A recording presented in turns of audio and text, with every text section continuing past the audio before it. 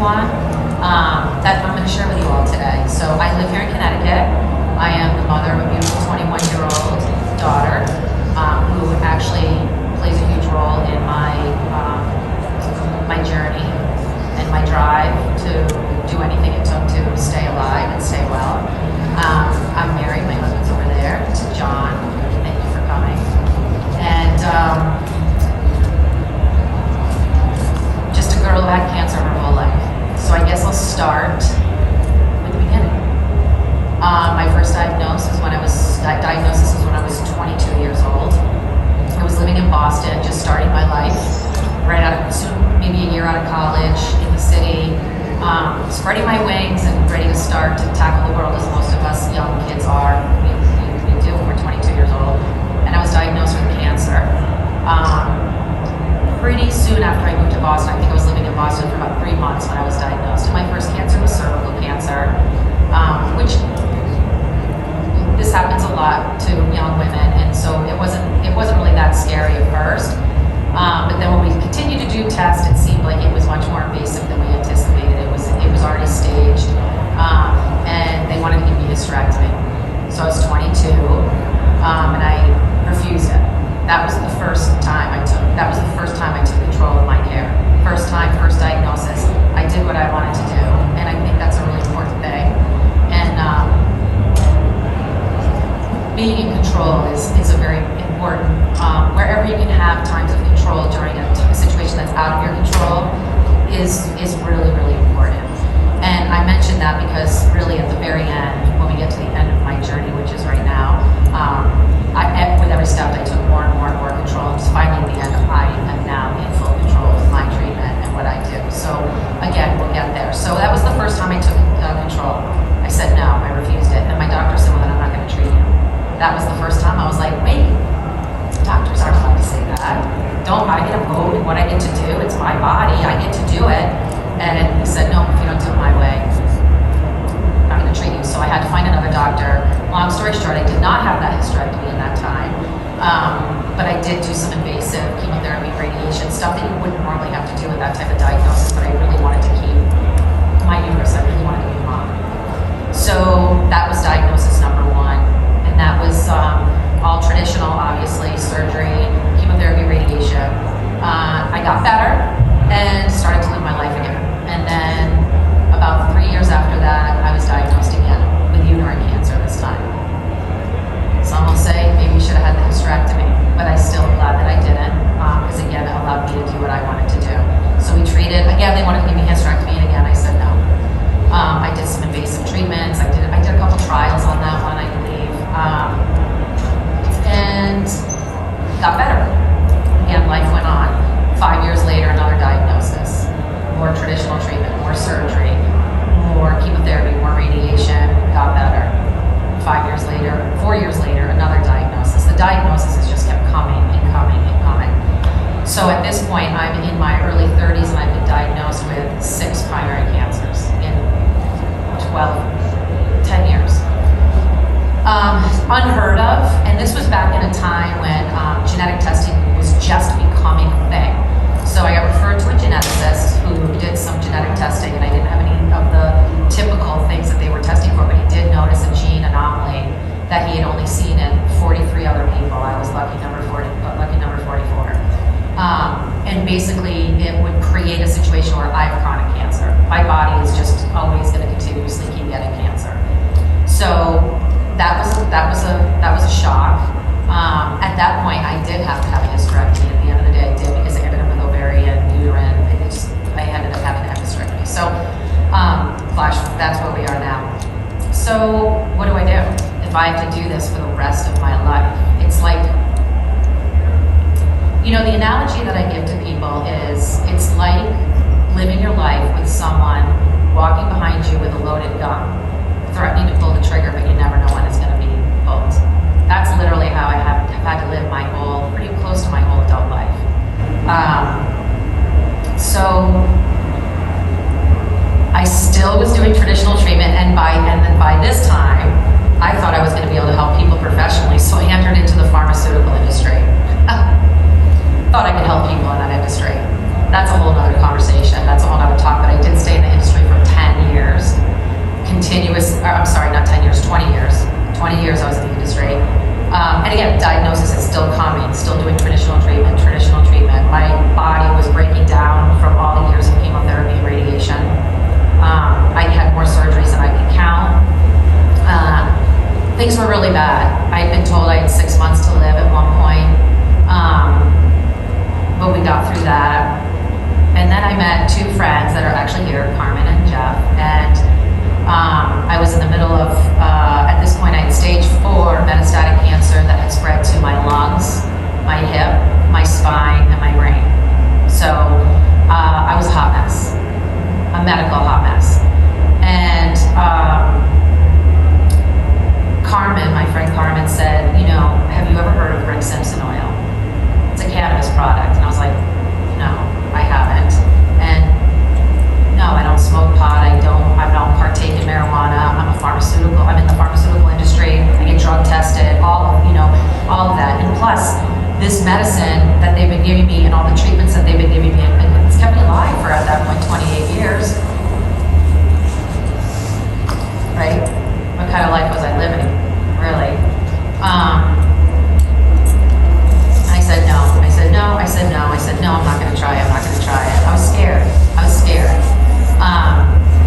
And then finally, after 6 months, or almost, no, actually a year, you guys trying to talk me into it, I went to an appointment and my doctor said, Jen, we're killing you with the chemo. I was very close with my oncologist at this point. And he said, we're killing you with this chemo. I don't know how we can keep giving it to you. I don't know I don't have any other options. I don't know what to do. He was very emotional. I was very emotional. You know, I felt like this was a 28-year fight. How does it just come to an end like that? Wait, I did this for 28 years and now you're telling me you can't do it anymore? And I said, okay, well, what happens if we don't do it? And he said, you will probably die within 6 months. And I was like, okay. So I left that appointment, sat with my friend Jeff. He used to meet me after my treatments, and I was telling him what the doctor said. It was not an easy conversation. It was very emotional, and he said, so you ready to start the RSO now? I was like, Jeff, I can't. How do I do that? I get drug tested. I'm still going to work. I'm still going to live my life and work until I can. He goes, what good is a job when you're dead? And I said, touche. And I started the Rick Simpson oil. That's when I decided to heed the advice of my dear friends and do it. So before I continue, does anyone have any questions so far? And do you all know what Rick Simpson oil is? Because that's kind of an important piece. Are you all familiar with Rick Simpson? Yeah, so Rick Simpson oil was developed by a man, his name is Rick Simpson, in Canada. He developed a melanoma, so he created this oil. It's a very high THC product that's made, it's extracted. It uses the entire plant, everything, and you extract everything from the plant and create a very thick tar oil that's loaded with tons of THC and everything else. Everything else is beautiful about the plant.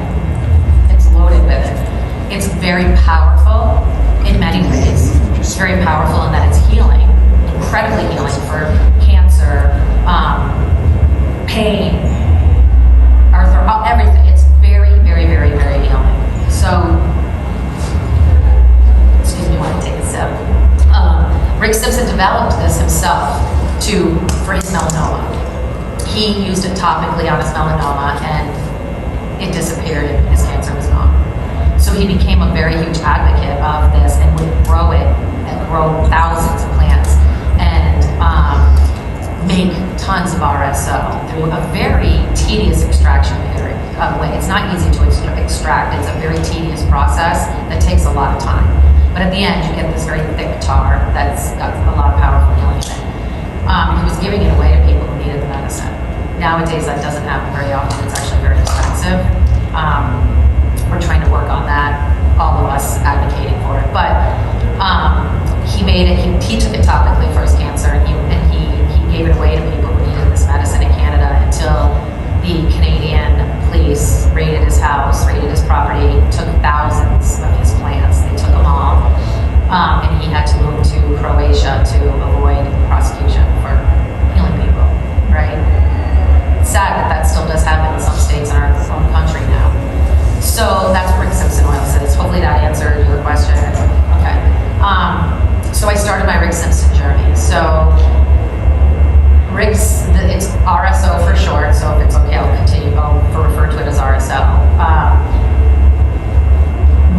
cycle, one healing cycle of RSO is 60 grams. 60 grams of a product that's anywhere between 65 and 90% THC. The goal is to get up to taking 1 gram a day of this product, so it's a lot of THC. It's not an easy process, but it's a heck of a lot easier than chemotherapy and radiation.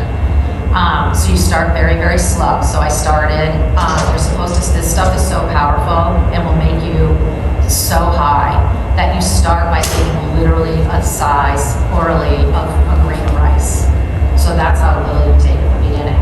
And then the goal is to continually increase as your body learns how to tolerate it. And really the goal is to get to about a gram a day. One cycle is 60 grams, and you really need to do the 60 grams within the 90 days. That's a lot of THC. We take it now not just orally. We've learned so much along the way. So you can take it orally. You can take it through a suppository. And you can also use it as a nasal spray, which I just recently did, that I'll share with you, in a little bit. But so those are the 3 ways you can take it. If you take it with a suppository, you don't get head high. So that's a really brilliant way to take it, because you can get up to that gram a day very, very quickly, because you're not getting so high that you can't live or tolerate. To give you some perspective of how powerful this is, I'll share with you all the first time I took it. So I'm a bit of an overachiever by nature.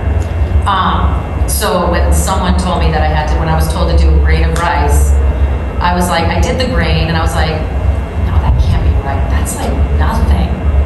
That's like nothing. So I was like, I'm just gonna do, maybe it was a 0.5, maybe I misunderstood. So I pulled it, I syringed it out, put it in the capsule. I think it was half a gram I took, right? First time ever. Popped it in my mouth, and I was like, all right, first day of healing. I'm in control now. It's me, totally in control of my disease, my body, until I wasn't. When that RSO kicked in, yeah, it was bad. I was hallucinating. I thought I was dying. I was throwing up. I was pacing my house. I was begging for my daughter to come home. My daughter was calling my friend Jeff, who's a musician, while he's on stage singing. She's thinking, what is going on? And then finally they get on the phone to Maddie apparently and said, don't worry, you can't overdose. She's fine. It's not going to be fun, but she's fine. So once I stopped panic mode, which took about 6 or 7 hours of literally pacing, puking, playing games in my head, thinking I was going to die. It was horrible. I passed out for 3 days. Literally 3 days. On the couch, not moving. Done. So by the time I got out of that first experience, shockingly to myself, I was like, I think I just need a couple days before I try this again. But I did try it again, and I did it correctly. And I did 60 grams. And then I did 60 grams. My scans were looking good. I got scans and everything was shrinking. Everything, shrinking. We hadn't seen shrinkage in nothing but growth in 8 years at this point. So I did another 60 cycles, 60 grams. Again, everything's shrinking. This is amazing. This is amazing. Now, by the way, I do want to preface, I was doing chemotherapy and RSO. I was scared to break up with my chemotherapy. How pathetic is that? I was scared. It's not pathetic. I felt like it was pathetic for me, but I get it. I had a relationship with chemotherapy for 28 years. It kept me alive for 28 years. So my doctor did agree to do a low-dose chemotherapy, switched to a different one while I did the RSO because the aggressive stuff, but yeah, it was killing me. So I was doing chemotherapy and RSO, and many people do that, and that's okay too. Then COVID hit, and I got COVID, and I got very sick from COVID. I actually was sicker from the COVID than my cancer at that point. I almost died. My doctor is brilliant. When he tested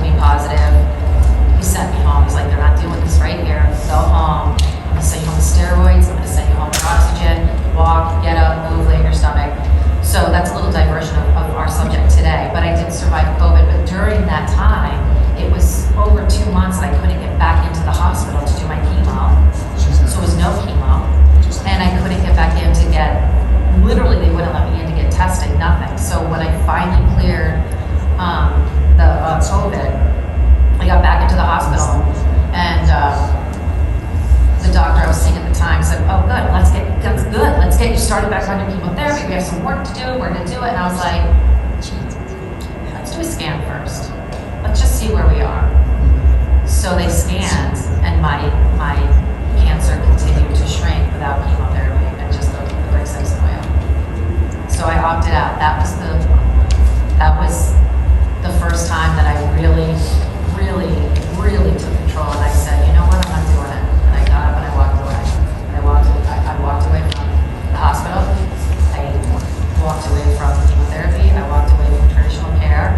And I said, you know what, I'm going to do it my way, and I'm going to do it, and I did. And I did another 2 cycles of RSO.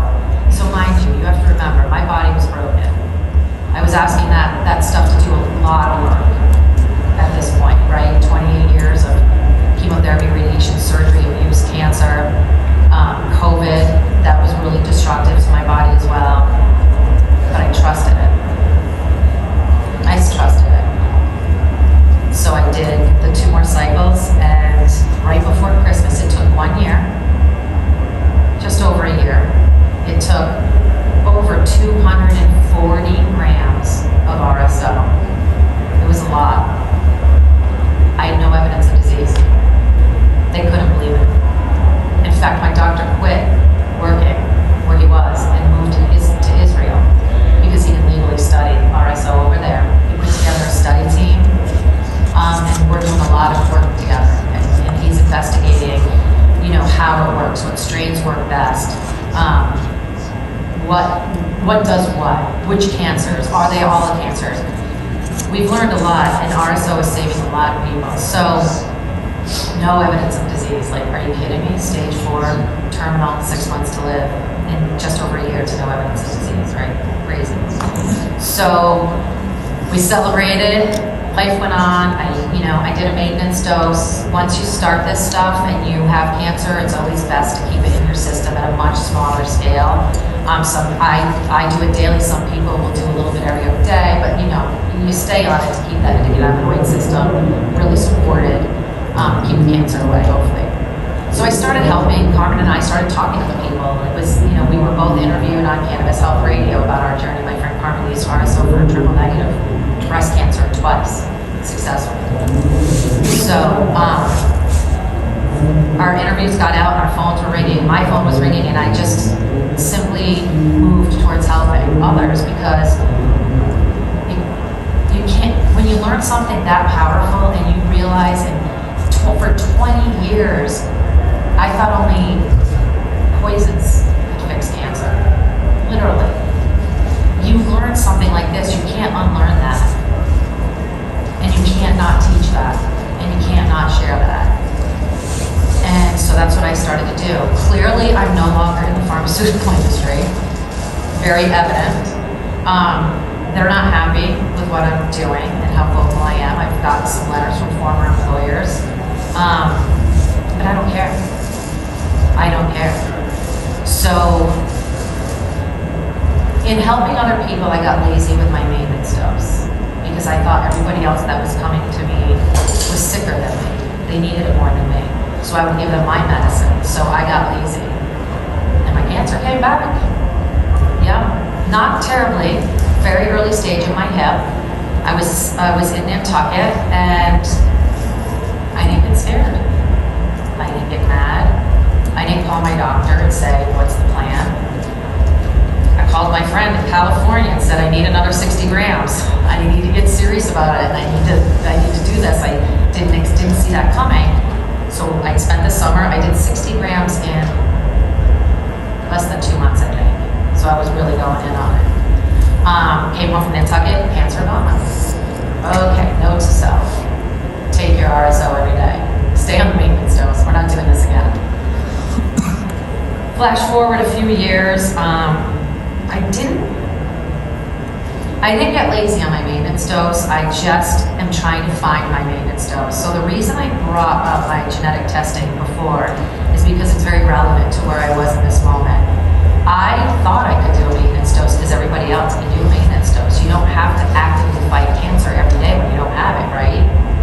Because of my genetics, clearly I have active cancer pretty much all the time. So I will live my life doing probably 1 gram a day just to survive and stay survivable. But I learned this in a very hard I was diagnosed last year with a glioblastoma. Death sentence. That brought me to my knees. That made me mad. That made me scared. And that made me question, should I do the surgery? Even though it might leave me blind? Should I go traditional? Should I call my doctor in Israel and have him talk me off the ledge and say, get back on your RSO, because I knew that's what he would do? I questioned it for a minute. And then I said, you know what? I know exactly what I need to do. I've done it. I've done it well. I've helped other people do it. I'm going to do it. I'm not going to do anything traditional with one of the worst cancers to have. And I went to work and I did a lot of RSO. And I discovered, I learned a new way to apply it, and that was with a nasal spray. That made sense to me. I'm like, oh, all right. You blow it into your nose, pretty direct route to the brain, which is where the tumor is, right? So I added a nasal spray. So now I'm doing suppositories, I'm taking RSO orally, and I'm putting it up my nose before I go to bed at night. I mean, I went in on everything. And I want to say, I think I did 90 grams. That was more than that, almost 100, I think, in 5.5 months. No, it was 90. It was 90 in 5.5 months. So I went in to get my scan, scan of my brain, and the tumor was gone. A glioblastoma. I cured myself of a glioblastoma, and I say it a lot of times because you don't get to hear that very often. I think I'm person number 3 that I know of. The other 2 did it with RSO too, by the way. I learned about them on Cannabis Health Radio. The 2 that beat me and Leo did it the same way I did. That's interesting to me, right? So here I am. That was a very long story, but it's a very long journey. Here I am now. No evidence of disease. Still taking my RSO to make sure we keep it that way. I work with a lot of people. People call a lot, they need help, they want to know more. I'm keeping a lot of people alive, not me, but working with them with the RSO. I'm keeping a lot of people alive. I'm working with a woman who had stage 4 metastatic cancer. She was supposed to die 2 years ago. She's doing great now. She gave up her chemo too. Yeah. Access to RSO, how do you guys want to go about? So there's a couple, it's a very interesting world, and there's a lot of bad people out there making bad products that doesn't have the levels of THC you need to heal. And it's disgusting. They prey on sick people, and that's really sad. And so I think by all of us becoming more vocal, we're trying to change that. So you can get RSO in a dispensary, in most medical dispensaries, and some non-medical.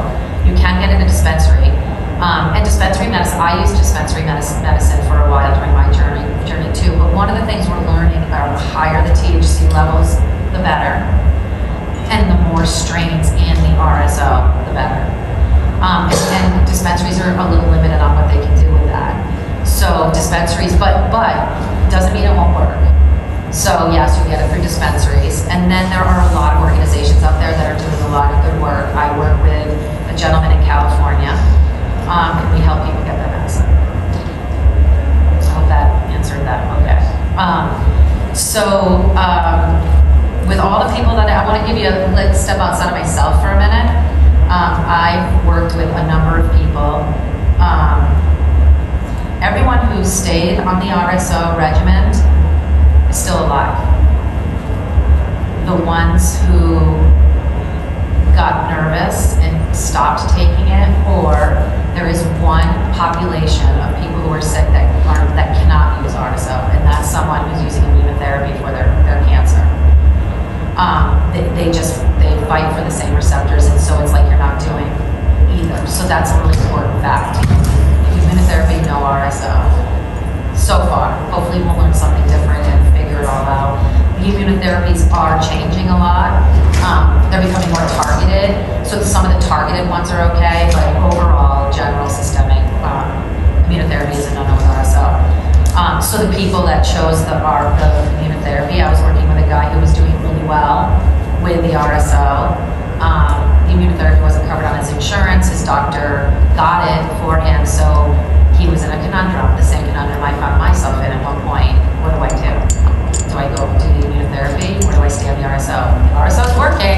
feel great, fishing with my kid, I'm out of bed, I'm not throwing up, and oh, by the way, the tumors are shrinking. But what do? That's how powerful the medical industry is. That's power when people lead that way, when they're doing better on something else. That's a power we have to change. And we will. We will. We're all going to get together. We're going to change that. We're going to swing the pendulum. It needs to be okay to talk to a doctor about doing RSO or any cannabis product while they're in. Doctors need to stop poo-pooing it or say, oh yeah, that's nice, it'll help you with your nausea. How many people who have cancer or know someone who have cancer, they're like, oh yeah, you can use cannabis. It'll help your side effects of the chemotherapy we're giving you. No, this stuff heals. That's where we need to get. We'll get there. It's just going to take time. So my friend did choose the immunotherapy, and unfortunately he passed away 4 months later. I just worked with a very young baby. I'm really going to try to keep it together on this one, but I think her story is important. 2.5-year-old little girl was in a well-known children's hospital. Right before Christmas was told, we can't do anything for you, go home and make memories. 2 weeks before Christmas. They called me. I agreed to help. I went back and forth, babies are babies, that's totally different, right? But I agreed to help her, and we helped her. She went from sleeping 24/7, except for to wake up and throw up. That's it. 12 to 16 times a day, throughout the night. She went from that to, she couldn't eat because she wasn't a feeding tube, but she would interact in her high chair, talking. She talked to me on the phone on Christmas Eve, said, hi, Jenn. She was feeling good, she was interacting. She was on hospice care, and the hospice nurse said, what are you doing? What's going on? She's doing amazing. They didn't say what they were doing, and I don't blame them. They were in a state that it's not legal, and they were dealing with their minor child. Flash forward, she was continued to do well. She got an infection from her feeding tube. Went into the hospital. Her parents were afraid to give her medicine in the hospital, understandably, because of the medical environment we're in. How crazy is that? But she got very sick. She ended up dying of an infection, and she died in the hospital. She went from holding her parents' hands, singing, talking, playing, to death when she went off the RSO. It's very powerful, guys. So this is the work I do now. I don't even know where we're at time. Does anyone know? Okay. So we, we're gonna keep making people better, and we're gonna do this. Yeah, but I wanna engage. So ask me questions. So what other conditions, are you familiar with what other conditions does it help with cancer? Any inflammatory, really anything. Seizure disorders, cancer, pain, arthritis. They're doing a lot of work in multiple areas. I know I'm missing some, but pretty much anything that's inflammatory based, which is pretty much anything. When it comes to immunotherapy, Yeah. it obviously you can't work with this concurrently. But let's say 12 to 15 years ago, I did this. Am I permanently ineligible, or is it not? No, it only cannot be used at the same time with each other. So some people will, ones that are testing a little bit, pushing the boundaries a little bit. For example, if they're on an immunotherapy cycle that's once every 2 weeks immunotherapy or once a month, I have worked with people who have spread out their immunotherapy schedule so that they can do the RSO in between. So once the immunotherapy is metabolized through your body, then it would be okay to incorporate RSO. So what you did years ago would not affect anything with immunotherapy currently. Also, a couple of questions here. One, when you look up this sort of thing, not specifically RSO, but you read immune compromise, liver toxicity, things, these systemic issues. Is it just the medical establishment fighting this, or are there things we really need to be aware of? I mean, CHS, we've heard, suddenly you wake up in the morning and you can't stop throwing up, and that's it, you're done with cannabis for the rest of your life. Yeah, that's a great question. And there are obviously outliers, that may have a negative response to it. I actually worked with somebody who actually had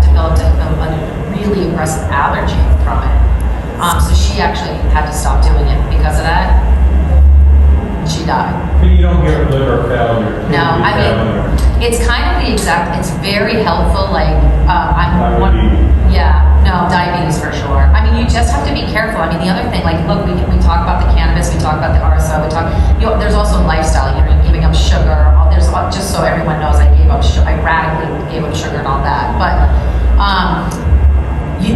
there's really, in fact, I'm working with someone now who was having liver issues, and we just changed her, we changed her from suppository to oral, and she's cleared now. So it's healing on all your organs and everything, all of it. I think the medical establishment is not embellishing. I think the pharmaceutical industry is so used to having to do fair balance. I mean, you see it on the commercials, right? They'll tell you it'll help with something, and then most of the commercial is how it can hurt you. That's because they have to do that. So I think they're in this fair balance mindset anyway, and I think that it is not as dangerous as people think it is. I think that there's a lot of players in there that are giving negative input to the safety of cannabis. But again, there are pockets of people that that can't work with it. Those are outliers, and you only can figure that out by doing it.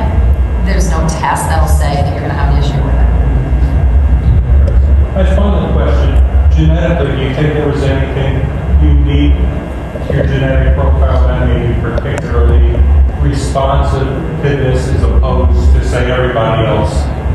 That's a super good question, and yes and no. I do, because of this genetic disorder that I have, or this state of chronic cancer, not only do I get cancer, but even through the traditional channels, I also responded extremely well to whatever treatment. It was the good part of what was going on. With the cannabis, I did think about that at one point. I was just kind of like, well, maybe I'm having a good response myself. But then as I've gone out and talked to people and worked with people and listened to people, Cannabis Health Radio, if you are ever looking for multiple examples of different things people use to see RSO for and cancer, there are thousands of stories, thousands of people. So that kind of made me feel like, no, I don't know if I particularly had a better response to it, maybe. But when you see all the other amazing responses out there, it makes me say, probably not, but I can't say for certain. Let me ask a little bit differently. Have you seen any instances where someone, obviously not doing anything early, that they had a certain cancer type that they didn't work for? So that's hard. That's a great question, and I really don't. It's hard to answer because everyone who I'm working with who stayed on Rick Simpson is still alive. Now, with that said, they may not be no evidence of disease, and that could be the benefit. My thing is, I got to a place of no evidence of disease. Who knows? But the women, mostly women right now that I'm working with in this particular case, but their tumors have all shrunk. Their numbers are everything's improving. They're living great lives. They still are showing a tumor, even though it's smaller. It's not gone. So they're still taking the RSO. But the ones who have passed are only the people who stopped. And I know that sounds crazy. For me, this is my personal experience with the people I work with. But that's it. The only ones who stopped. Maybe I'm hoping maybe this time next year we'll come back together and we'll have hundreds more success stories, and maybe I'll have more data, if you will, to work with. My doctor, who's in Israel studying, these are probably questions that can be answered with his data that he can't share with me. So I think this pivotal study will give us a lot of information. Yes? I have a few questions. The first one is, I don't think you can use the abbreviation RSO, CHS. What exactly is that? So yes, we did. I'm sorry. Yeah, I know, and it's okay. So you're probably like, what is she talking about? RSO is something called Rick Simpson oil, and it's a very high THC oil that's extracted in a very unique way that is been showing to have an effect, and in my case, curing cancer, and many hundreds of other people curing cancer. It was the actual extraction process was developed by a man named Rick Simpson. He used it on himself to get rid of a melanoma that he had. He lived in Canada, and he used it topically, and now he's living in Croatia, running from the law because he was helping too many people with cannabis. Simpson, yep, Simpson oil. And then how do you, like, the pharmaceutical companies, right? Yeah, like you said, you don't know who to go to, who's, where a lot of people out there trying to take advantage of people, sick people. I mean, how do you know who to go to purchase it, or how do you know, like, if this is for someone who practices in this field? I mean, obviously, we do a lot of that in this industry, how do you find that? And I know you mentioned Cannabis Health Radio. How does one know? Because It's hard.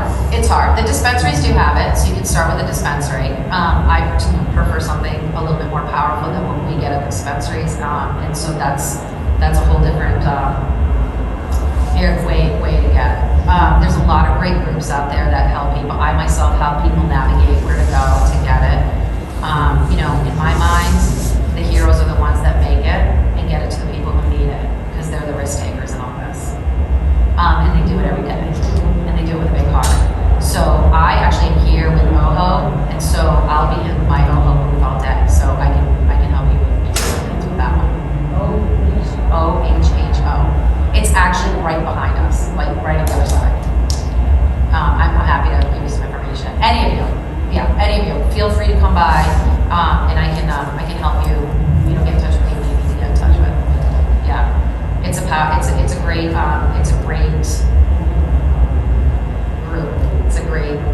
We do a lot of good. We all do a lot of good work in our different ways, and we're just trying to change the laws and make it more available and make it more known. You know, I think it's funny. One of the questions I always get asked, maybe someone's thinking about it or not. I get asked what advice I give to people upon diagnosis. You know, what do I, when someone calls me, I'm clearly the cancer girl, right? From friends to strangers to whoever, they call me, what do I do? You know, my answer is this always, every single time. Pause, just take a breath, process, believe that you are in control of this journey even though you're made to feel otherwise. And do RSO. And I say do RSO, I'm not saying, me personally, knowing what I know now, if my mother got cancer, she doesn't. My dad had it, he passed away. I wish I knew about this before he passed away. My mother got cancer, I would tell her, do not go have surgery, do not go have chemotherapy, do not go have radiation, do one cycle. Just do a cycle.